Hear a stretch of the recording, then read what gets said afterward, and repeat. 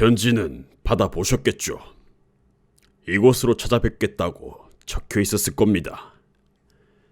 남자가 굵고 갈라지는 목소리로 물었다. 독일어 억양이 매우 심했다. 의뢰인은 우리 두 사람을 번갈아 가며 바라보았다. 누구에게 이야기해야 좋을지 당황스러운 모양이었다. 앉으세요. 홈즈가 입을 열었다. 여긴 내 친구인 왓슨 박사예요. 종종 사건 해결을 도와주는 파트너이기도 하죠. 그런데 당신은 어떤 분이신가요? 본 크란 백작이라 불러주시기 바랍니다. 보헤미아의 귀숙입니다. 당신 친구분은 중요한 문제를 밝혀도 상관이 없을 정도로 분별력 있는 더할 나위 없는 훌륭한 신사겠죠. 아니라면 선생님하고만 이야기하고 싶습니다만. 난 자리에서 일어나 밖으로 나가려고 했다. 그런데 홈즈가 내 손목을 잡고 의자 쪽으로 당기면서 이렇게 말했다. 둘이서 들을 수 없다면 말씀을 아예 듣지 않겠습니다. 제게 이야기하실 내용이라면 전부 이 신사에게 들려줘도 상관이 없습니다. 백작이 넓은 어깨를 들썩였다. 그렇다면 말씀드리기 전에 두 분 모두 약속해 주셨음 합니다.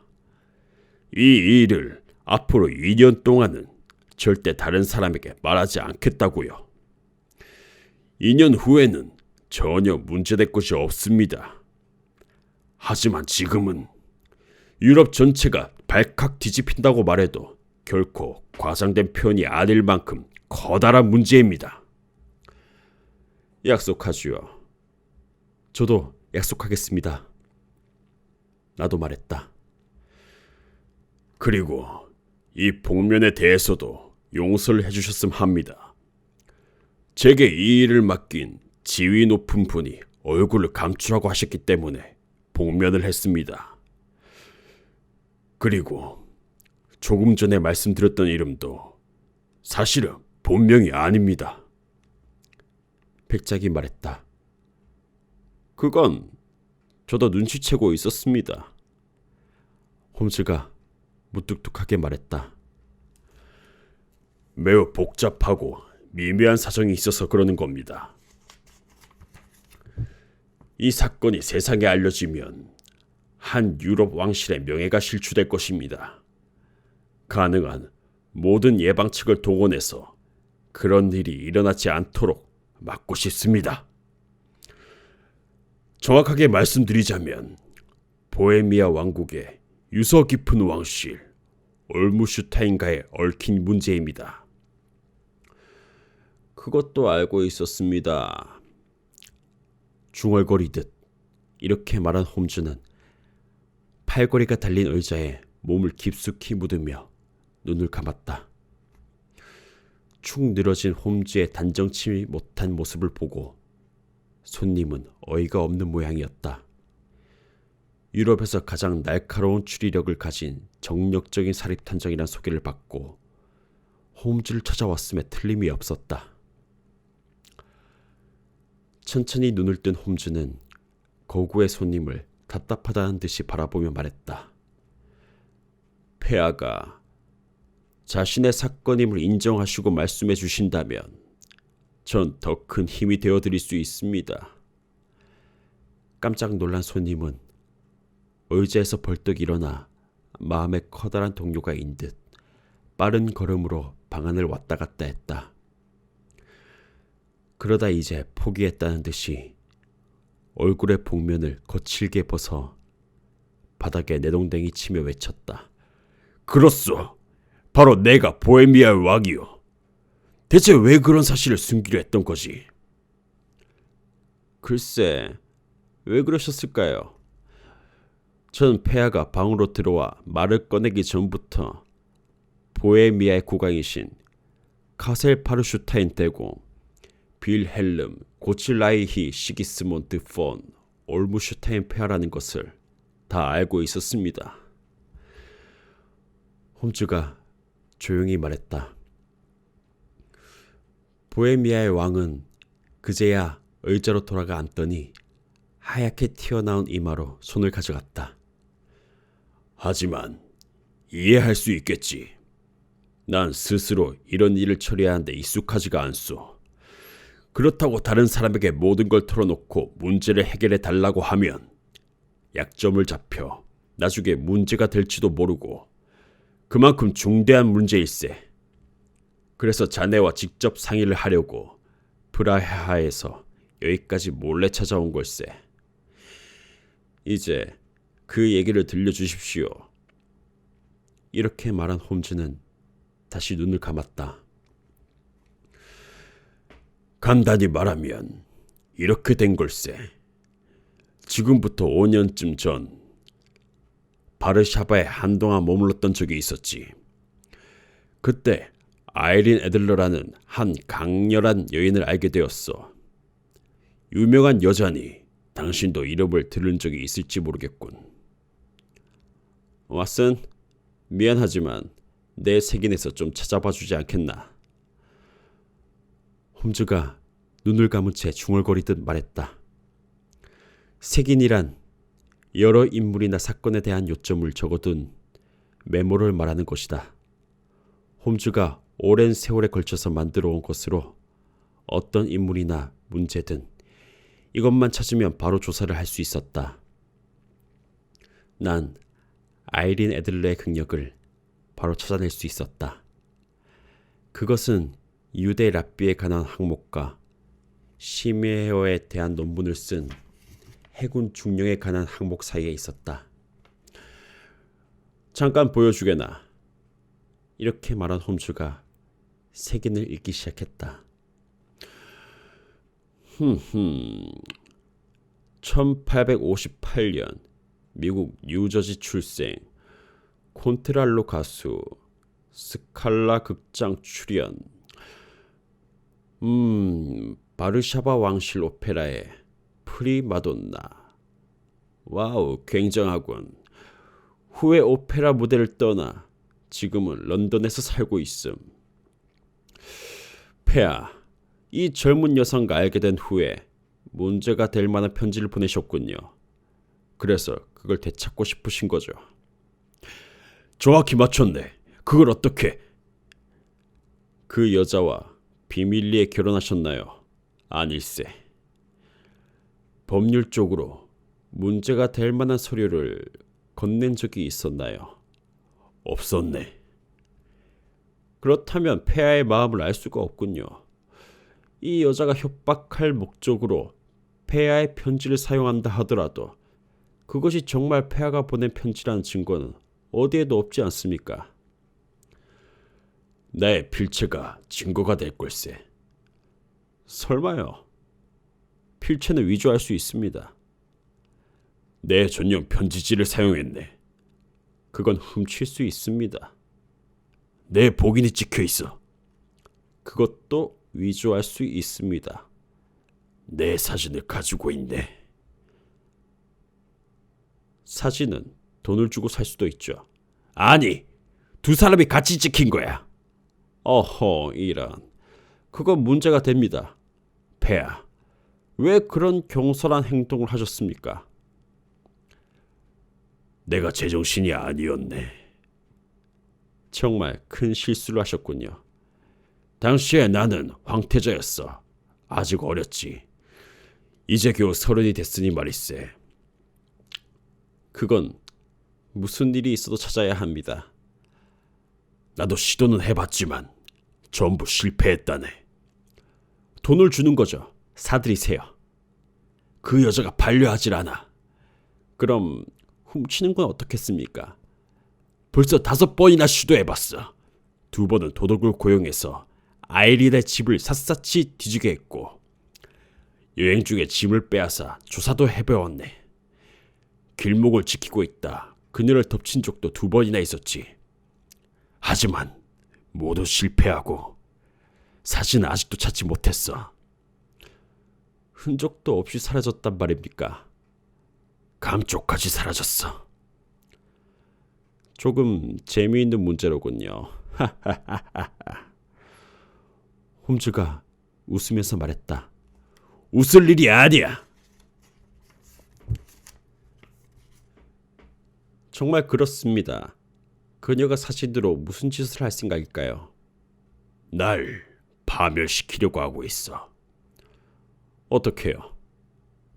난 곧 결혼을 할 걸세. 그 얘기는 이미 들었습니다. 상대는 스칸디나비아 국왕의 둘째 딸인 크로틸드 로스만 폰살센 베기넨 공주일세. 그쪽 왕가의 가풍이 엄격하다는 것은 자네도 들어서 알고 있겠지. 공주도 성격이 매우 예민한 사람이라네. 내 행적에 조금이라도 이상한 점이 있으면 이 혼담은 바로 깨지고 말 거야. 애들러가 뭐라고 했습니까? 그 사신을 저쪽 왕가에 보내겠다더군. 그 여자라면 정말로 보낼 걸세. 보내고도 남을 여자지. 자넨 모르겠지만 애들러는 강철같이 강한 여자일세. 매우 아름다운 얼굴을 가지고 있지만 마음은 어떤 남자에게도 지지 않을 만큼 강하군. 다른 여자와의 약혼을 무슨 짓을 해서라도 깨트리려 할 거야. 공주에게 아직 사진을 보내지 않은 게 확실합니까? 확실하네. 어떻게 아십니까? 약혼을 발표하는 날 저쪽으로 보내겠다고 했네. 발표는 다음 월요일에 하기로 했지. 홈즈가 하품 섞인 목소리로 말했다. 그럼 아직 사흘간의 여유가 있군요. 아주 잘 됐습니다. 안 그래도 바로 조사해 두고 싶었던 중요한 일이 한두 가지 있었는데. 폐하, 당분간은 런던에 계시겠지요? 당연히 그래야지. 폰 크란백작이라는 이름으로 랭홈 호텔에서 묵고 있네. 그럼 조사 상황을 메모해서 보내드리도록 하겠습니다. 그렇게 좀 해주게. 걱정이 돼서 견딜 수가 없어. 그리고 사신을 찾는 데 드는 비용은요? 전부 자네에게 맡기도록 하지. 모든 것을? 그 사신을 찾을 수만 있다면 내 왕국의 한 지방을 떼어줄 수도 있다고 생각하고 있을 정도야. 당장 일에 착수하는 데 드는 돈은요? 왕은 세미 가죽으로 된 제법 묵직해 보이는 주머니를 망토 밑에서 꺼내더니 테이블 위에 올려놓았다. 금화 300파운드와 지폐 700파운드가 들어있어. 홈즈는 수첩 한 장을 찢어내 영수증을 써서 왕에게 건네주었다. 그리고 그 여자의 주소는 어떻게 되지요? 홈즈가 물었다. 세인트 존스 우드의 서펜타인 대로에 있는 브라이오니 저택이세. 홈즈가 주소를 받아 적었다. 한 가지 더 여쭙겠습니다. 사진은 캐비닛판입니까? 그렇다네.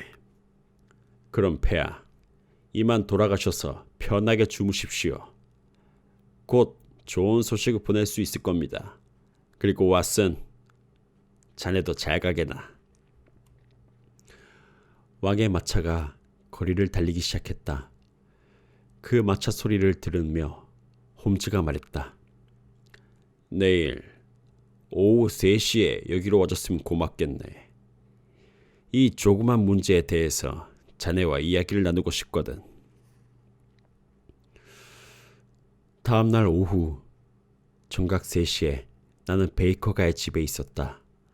하지만 홈즈는 외출해서 아직 돌아오지 않았다. 여주인 말이 홈즈는 아침 8시 조금 지나서 집을 나섰다는 것이다. 난 난로 옆에 앉아 홈즈가 몇 시에 돌아오든 무작정 기다릴 생각이었다. 난 이미 이 사건에 관한 홈즈의 조사에 깊은 관심을 갖게 되었다. 전에 2가지 범죄 사건에 대해서 기록을 한 적이 있었는데 이번 사건에는 그들 사건에 서려 있던 것과는 같은 섬뜩하고 기묘한 부분은 없었다. 하지만 사건 자체가 재밌을 뿐 아니라 의뢰인의 신분이 아주 높다는 사실만으로도 그리 흔히 볼 수 있는 사건은 아니었다. 그리고 내가 관심을 갖게 된 것은 홈즈가 손을 댄 사건이 단순히 재밌기만 해서가 아니었다. 홈즈가 사건의 정세를 완벽하게 파악하고 정확하게 추리해 나가는 모습을 보는 것은 멋진 구경거리가 아닐 수 없었다. 그의 일하는 법을 연구하고 어려운 문제를 신속하고 명쾌하게 풀어가는 방법을 따라가보고 싶어서 견딜 수 없이 되어버린 것이다. 나는 언제나 홈즈가 일에 성공하는 모습만을 보아왔다. 그래서 설마 그가 실패하리라고는 꿈에도 생각지 못했다. 4시 가까이 돼서 문이 열리더니 술에 취한 마부가 방 안으로 들어왔다. 머리카락은 엉망으로 헝클어져 있었으며 수염이 덥수룩하게 얼굴은 새빨갛고 옷은 너덜너덜 초라하기 짝이 없는 모습이었다. 홈즈의 뛰어난 변장 실력에는 이미 적응을 했다고 생각했는데 이 꾀재재한 마부를 3번이나 거듭 들여다보고는 그가 홈즈라는 사실을 알 수 있었다. 홈즈는 내게 고개를 끄덕이고 침실로 들어갔다가 5분쯤 뒤에 나왔다. 평소와 다름없이 트위드로 만든 신사복을 입은 말쑥한 차림이었다. 그리고 2 손을 주머니에 넣은 채 난로 앞에 2 다리를 길게 뻗더니 우스워서 견딜 수 없다는 듯 웃음을 터뜨렸다. 아하하, 정말. 이렇게 외친 홈즈는 다시 웃음을 터뜨리더니 결국에는 의자 위에서 몸을 축 늘어뜨리고 말았다. 왜 그래? 얘기가 정말 재밌게 돌아가네. 내가 오전 중에 무슨 일을 하고 왔는지 자네는 모르겠지. 특히 오후에 무슨 일을 했는지는. 알 수 없지. 하지만 틀림없이 아이린 애들러의 평소 습관이나 살고 있는 집 등을 살피고 왔겠지. 정확히 맞췄어. 그런데 정말 재미있는 건 그 다음이었지. 들어보게나. 6시 조금 넘어서 나는 실직한 마부로 변장하고 여기서 나갔다네. 말을 다루는 사람들은 상대방을 생각하는 마음이나 동료의식이 놀랄 만큼 강하다네. 그러니까 그 사람들 사이에 들어가면 알고 싶은 건 무엇이든 알 수가 있지. 난 바로 브라이오디 저택을 찾았어. 한적하고 세련된 건물이었다네. 뒤쪽에 정원이 있고 정면엔 바로 도로의 면에 있었어. 2층 건물이고 안으로 들어서는 문에는 처부 자물쇠가 달려있더군. 현관 오른쪽은 멋진 장식으로 꾸민 커다란 거실일세. 바닥까지 닿을 듯한 커다란 창이 달려있었지. 그 창에는 어린애라도 열 수 있을 것 같이 아주 간단한 영국식 자물쇠가 달려있었고 건물 뒤쪽에는 이렇다 할 특별한 점이 없었어. 마차를 넣어두는 창고의 지붕에서 바로 손이 닿을 듯한 복도의 창이 있다는 점 외에는. 난 집 주위를 돌며 다양한 각도에서 자세하게 조사했지. 하지만 그 외에 특별히 눈에 띄는 점은 없었다네. 그런 다음 길을 따라 돌아다녀 보니 생각했던 대로 뒷뜰 담을 따라서 좁다란 길에 마구간이 있었다네. 마부가 말을 돌보고 있기에 그를 잠깐 도와줬지. 그랬더니 마부가 이 펜스와 혼합 맥주 1잔 그리고 파이프에 셔그 담배 2번 넣어주더군. 거기다 덤으로 아이린 애들러에 대해서 내가 알고 싶어하던 정보를 전부 알려주었다네. 그 정보를 얻기 위해서 아무런 흥미도 없는 동네 사람들에 대한 얘기를 5분 아니 6분 정도 들어야 했긴 했지만 그래, 아이린 애들러에 대해 어떤 정보를 얻었지? 그건 말일세. 동네 남자들 전부 아이린 애들러 때문에 정신이 아닌 것 같더군. 서펜타인 대로의 마부들은 모두 입을 모아 그녀가 세상에서 가장 아름다운 여자라고 말하더라고. 아이린 애들러는 가끔 콘서트에서 노래를 부를 뿐 조용히 생활하고 있다고 하네. 매일 5시에 마차로 외출을 했다가 정각 7시에 저녁을 먹으러 돌아온다더군. 무대에 출연할 때를 제외하면 그 외의 시간에는 거의 외출을 하지 않는다고 하네. 그녀를 찾아오는 남자는 딱 한 명뿐인데 뻔질나게 드나드는 모양이야. 잘생긴 얼굴에 검은 피부, 건장한 남자라더군. 하루에 한 번은 꼭 찾아오고 때로는 2번 찾아오는 경우도 있다더군. 이름은 고드프리 노튼이고 법무협회에 소속된 변호사라네. 마부를 친구로 두면 얼마나 도움이 되는지 이제 알았겠지. 그들은 서펜타인 대로에서 노튼을 자주 태웠기 때문에 모르는 것이 없었지. 마부의 이야기를 전부 들은 후에 난 다시 한번 브라이오니 저택 쪽으로 돌아가 그 부근을 서성이며 작전을 짰네. 고드프리 노튼이란 사람은 이번 사건에서 중요한 위치를 차지하고 있어. 변호사라는 점에 무슨 의미가 있을 듯해.